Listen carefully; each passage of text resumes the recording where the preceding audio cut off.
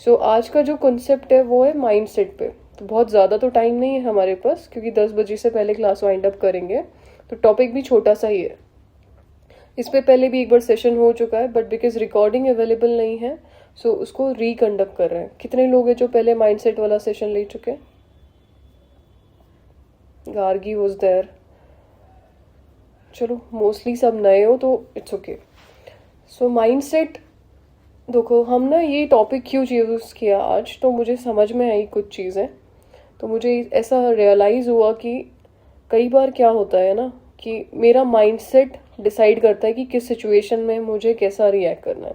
Situations हमारी same रह सकती हैं, बदल सकती हैं, लेकिन मैं अब रिएक्शन मेरे माइंडसेट के अनुसार देती हूँ कि अभी मेरा मूड कैसा है।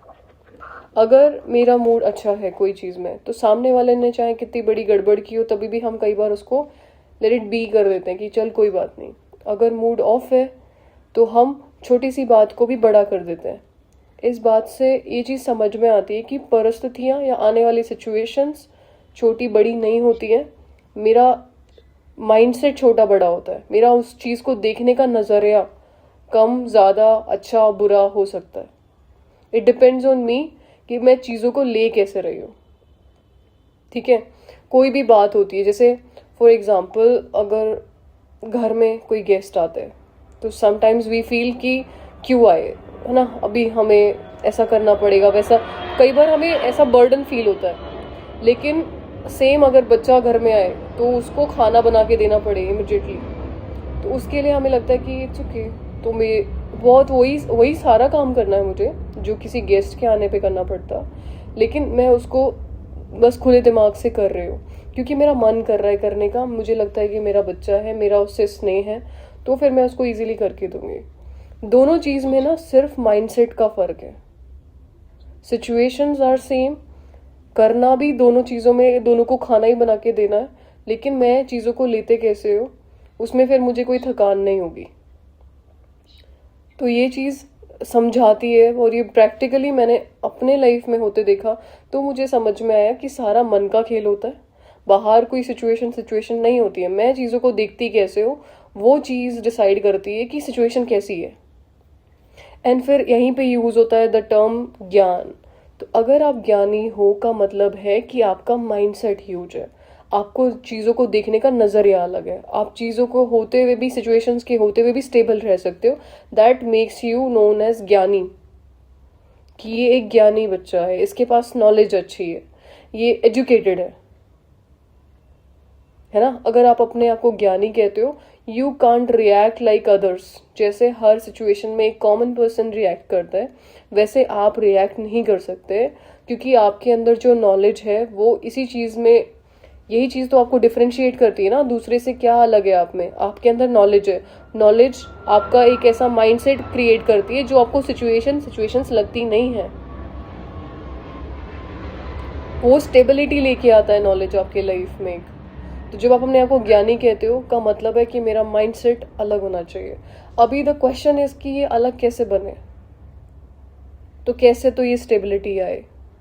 तो कि हम मुरली तो डेली सुन रहे, तो क्यों नहीं हमारे अंदर वो स्टेबिलिटी है? क्यों हम कह रहे कि हम बहुत समय से ज्ञान में, पर हमारे अंदर क्यों कोई चेंज नहीं है? ये होता है जब हम एक सही दिशा में थोड़ी थोड़ी प्रैक्टिसेस करते हैं। इट इज़ लाइक कि बूंद बूंद से सागर बढ़ता है। जो आप ये कहते हो ना कि चलो हम अमृत वेला उठ गए, उस दिन शायद आपको इम्पैक्ट नज़र नहीं आ रहा खुद पे, पर जो कंसिस्टेंटली अमृत वेला उठ रहे हैं ना, उनके लाइफ में एक ह्यूज इम्पैक्ट नज़र आता है एक समय के बाद, और हम इसको कंसिस्टेंटली इसलिए नहीं कर पाते क्योंकि हमें तुरंत कोई इम्पैक्ट नज़र नहीं आ रहा। समझ रहे हो ये चीज़ को? हमें चाहिए कि मुझे इमिडिएटली फ़र्क नज़र आना चाहिए मेरे व्यवहार में। वो नज़र नहीं आता है तो हम उसको करना छोड़ देते हैं। एंड बाबा ऑलवेज सेज एक लंबे समय का पुरुषार्थ चाहिए तुम्हें कुछ लंबे समय तक ये काम करना पड़ेगा। ठीक है, just a second Gitanjali ben, let me just complete this. हाँ, ओके। तो इसके अंदर क्या होता है ना, माइंडसेट चेंज करने के लिए, जैसे अगर हम आप लोगों को कोई कंसेप्ट समझा रहे हैं, हम आपको बहुत सारे कंसेप्ट्स पे डेली कोई ना कोई टॉपिक उठा के एक सेशन कंडक्ट करते हैं। बट ये जो सेशंस हम करवा रहे हैं अभी, ये अभी का एक्सपीरियंस नहीं है, ये वो एक्सपीरियंसेस है जो 2018 से या 19 से पहले पहले हुए हैं, और उनको हम अभी 4-5 साल के बाद समझा पा रहे हैं। अभी जो प्रसार चल रहा है ना मेरा, वो मैं आप लोग को समझाती नहीं हूँ ना, मैं बता पाती हूँ, क्योंकि मैं तो खुद एक्सप्लोर कर रही हूँ कि मैं क्या समझ रही हूँ। अभी जो प्रैक्टिसेस कर रही हूँ वो मैं आगे चल के आपको समझा पाऊंगी, क्योंकि उसका कुछ कंक्लूजन निकलेगा।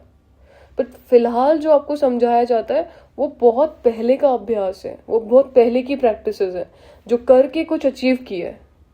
तो अगर आप सोचते हो कि आज आज मैं ये कर लूँ और तो बस फिर मुझे इमिडिएटली रिजल्ट मिलेगा, it's not going to happen.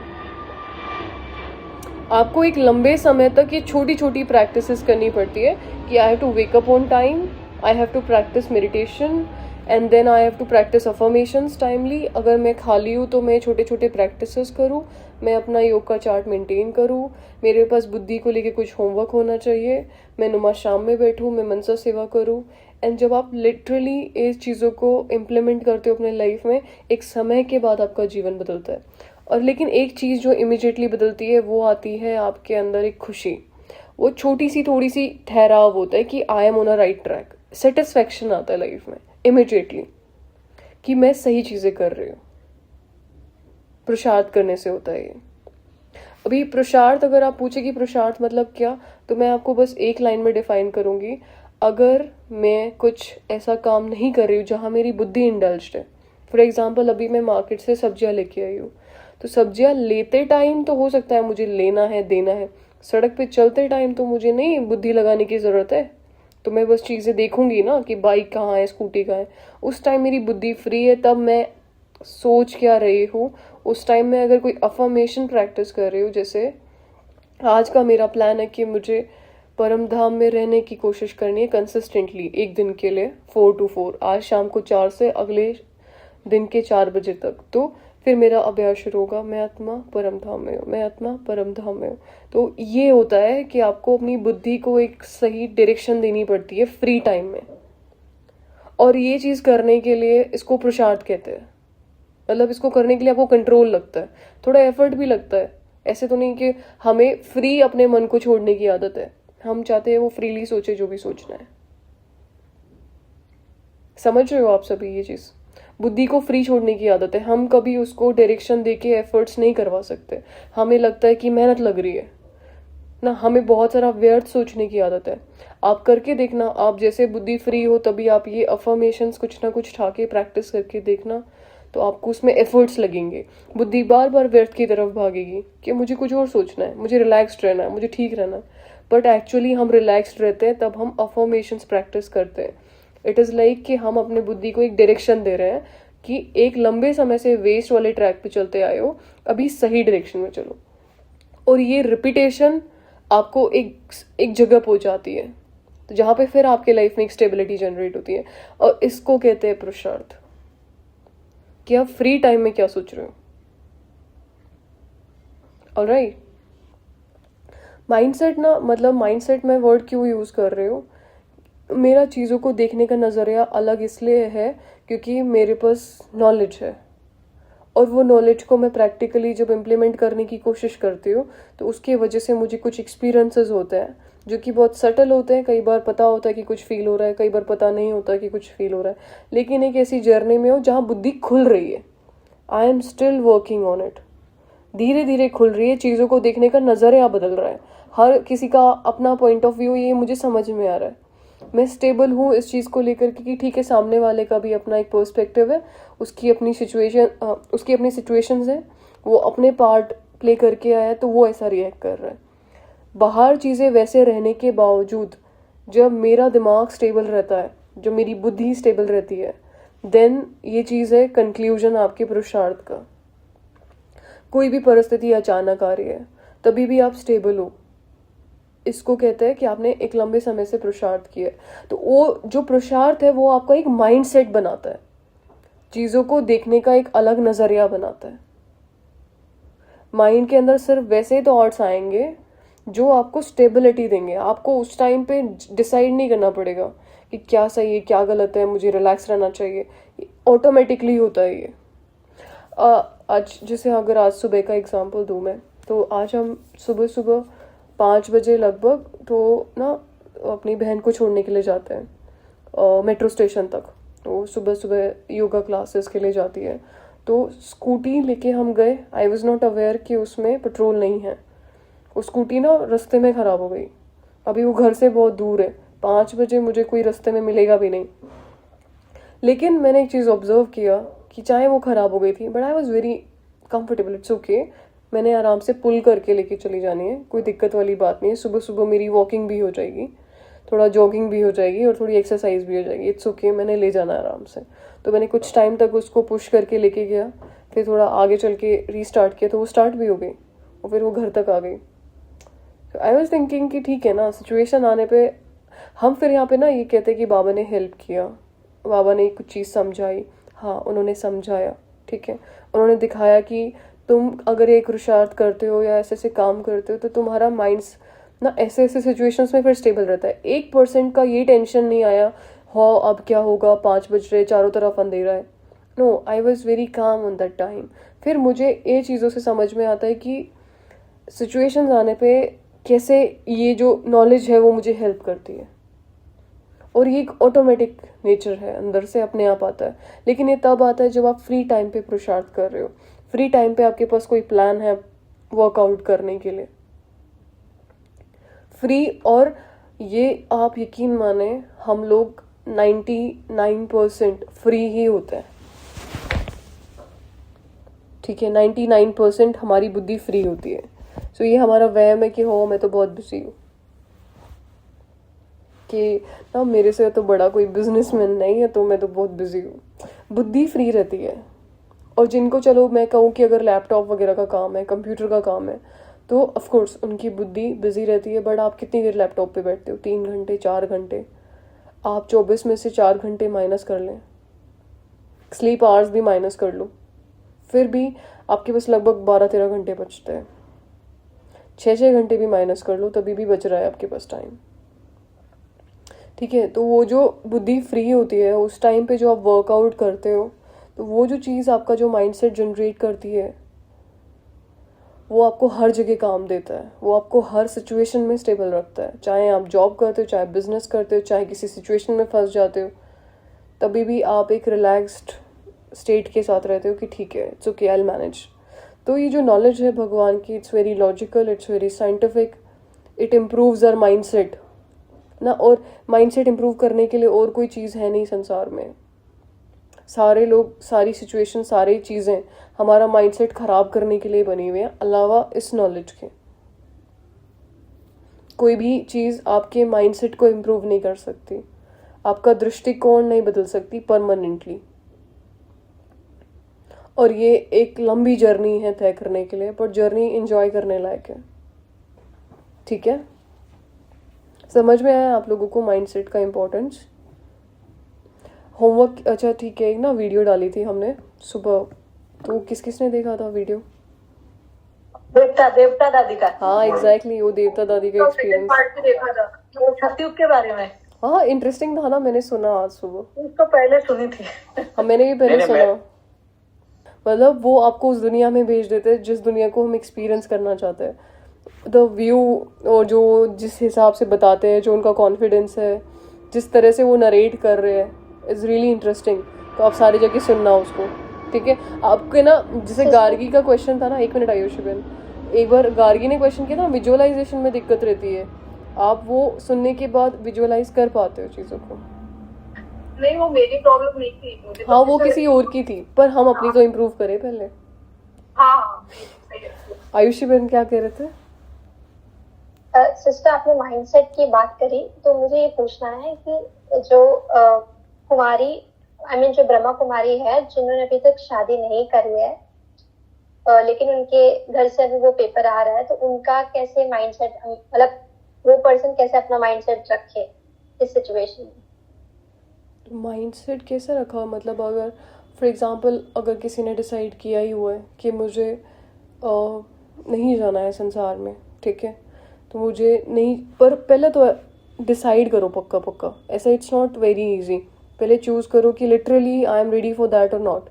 And if you have decided that, या जो भी वो है जिनने डिसाइड ही किया हुआ है, तो इस चीज़ में मैं क्या बताऊँ, मतलब मैंने क्या ट्राई किया हुआ था। अगर मेरे साथ ये सिचुएशन हो रही थी तो I was just dependent on him, तो मैं तो भगवान को ही बोल सकती थी कि ना इतना इतना चीज़ें मैंने आपसे, आपके प्रति मुझे समर्पित होना है, ठीक है। आपसे पहले ना मेरे जीवन में कभी कोई था, ना कोई है, ना कोई हो सकता है, ना कोई आएगा, ठीक है। सो मैं ऑलरेडी चूज़ कर रही हूँ, एंड इसके बाद अगर चीज़ें मेरे साथ वैसे वैसे हो रही हैं तो you are responsible, I am not. And दूसरा, फिर मुझे एक बार तो घर में सबको बताना ही था कि आई am not comfortable in that life.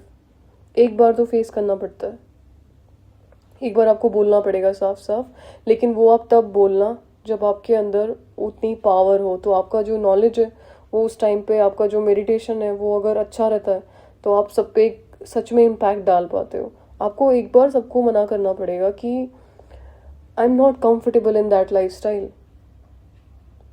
और पक्का पक्का पहले डिसाइड करो, ऐसे नहीं कि बस ठीक है। लेकिन एक सबसे पहले तो भगवान से बात करो कि ऐसा ऐसा सीन है और मुझे ये मैंने डिसाइड किया है, और इसमें तो आपको मुझे सपोर्ट करना पड़ेगा, ठीक है। एंड इसके बाद जो लाइफ होने वाली है उसके लिए आप जिम्मेदार रहने वाले हो। हर चीज़ के लिए, आने वाली सिचुएशंस के लिए यू विल बी रिस्पॉन्सिबल।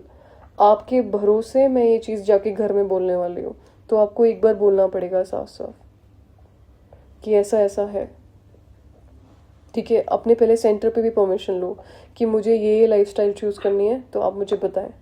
दीदी से बात करो जाके, उनको बोलो, या जो भी हैं जिनको रखना है उनको बोलो कि बड़े से जाके बात करें। बड़े अगर इस चीज़ को अलाउ कर रहे हैं तो ठीक है। एंड इन केस और चीज़ें हैं, तो अगर आपको फिर भी नहीं करनी है तो आप जॉब करते रहो, काम करो, कुछ ना कुछ अच्छा करते रहो, एंड फिर अपनी एक लाइफस्टाइल चूज़ करो कि नहीं करनी है मुझे, तो आई हैव डिसाइडेड दिस। तो चाहे पेरेंट्स की सेवा करो, चाहे उनको फाइनेंशियली हेल्प करो, लेकिन उनको ये बात समझा दो कि मुझे नहीं करनी है और मेरे अपने रीजंस हैं। ज्ञान अगर वो नहीं सुनना चाहते तो ज्ञान नहीं सुनाओ उनको, लेकिन उनको ये बात हमें क्लियर करनी चाहिए कि मुझे नहीं करनी है, ठीक है।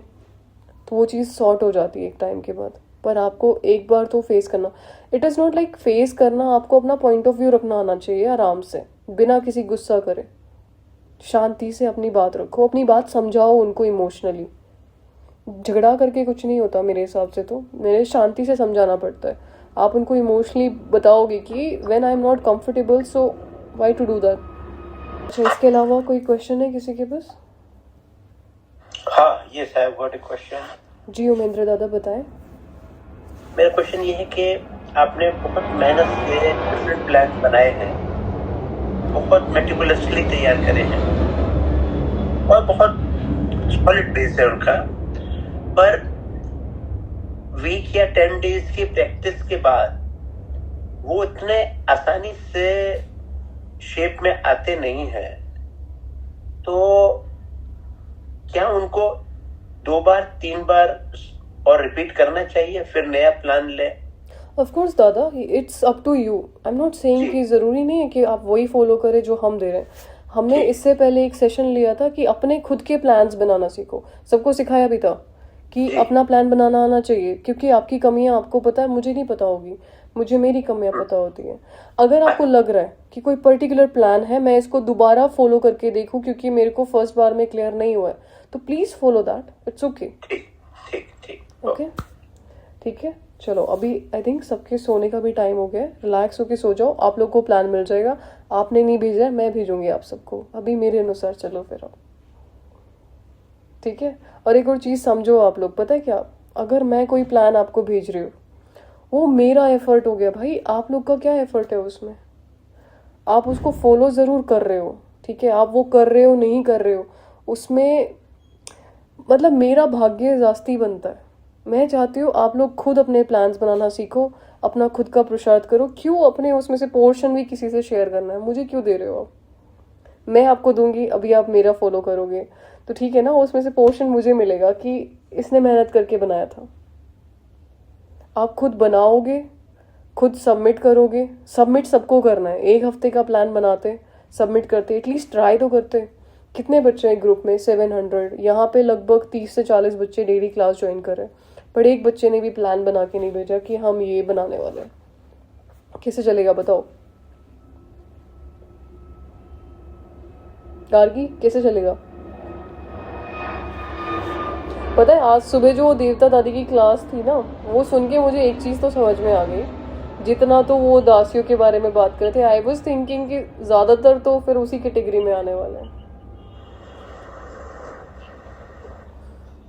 ठीक है, क्योंकि बहुत कम रेयर राजा रानियां हैं, बहुत ज़्यादातर लोग कैसे हैं। सो आप लोग समझे कि हम एटलीस्ट वैसे ना बने। ठीक है, चले अभी सो जाए सभी। Take care of yourself. Good night. Good night. Good night ओम स्वीट। शांति। ओम शांति। ओम शांति। ओम शांति। ओम शांति। मैं सितारा हूँ, शिव बाबा का प्यारा उजाला हूँ। मस्त बीच जो बिंदी चमके, सत्य का मैं प्यारा दीप हूँ। निराकार का मैं हूँ बेटा, आत्मा हूँ मैं चमकता सिता। पवित्रता मेरी है शान, शिव बाबा का रूहानी गान। मैं हूँ चैतन्य शक्ति का रूप, परम धर्म की रोशनी हूँ। ज्ञान और योग में मन लगाया, दिल का दीप जलाया। मन बुद्धि का राजा हूँ, सच्चाई का सहारा हूँ। ब्रह्मा बाबा का संग मिला, शक्तियों से मन को भरा।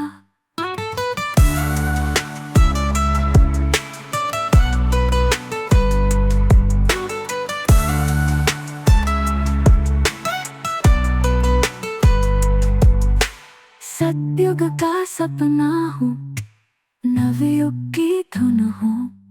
हर दिल में खिलता उजाला, जग उठी प्रेम की ज्वाला। मैं हूँ चैतन्य शक्ति का रूप, परम धर्म की रोशनी हूँ।